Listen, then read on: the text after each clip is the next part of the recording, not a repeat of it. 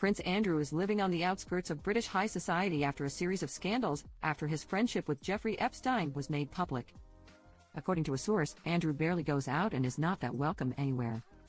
He just doesn't have that many friends anymore, a source added. OK previously reported Andrew is currently fighting to stay at the Royal Lodge after King Charles asked his sibling to vacate the property. Prince Andrew may have been the late Queen Elizabeth's favorite son, but he is certainly not King Charles' favorite brother, British broadcaster Helena Chard said in an interview. King Charles will not be as forgiving and caring as his mother would have been, Chard added. Andrew resigned from his role in 2020 after being accused of assault, but he continues to participate in royal family gatherings. There is frustration and animosity between the brothers, Chard claimed. Prince Andrew feels he has nothing to lose, is digging his heels in and not budging from Royal Lodge.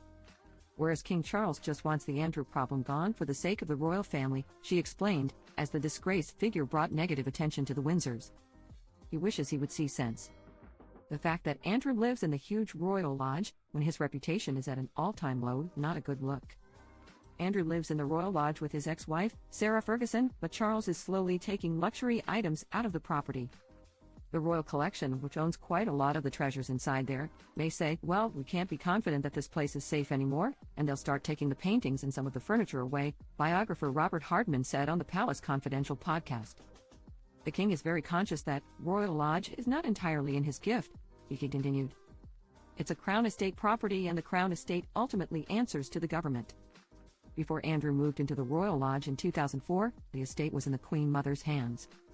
That's a house that has always belonged to someone who performs public duties on behalf of the nation. It always was when George VI lived there, when Queen Mother lived there, and Prince Andrew to begin with, Hardman said.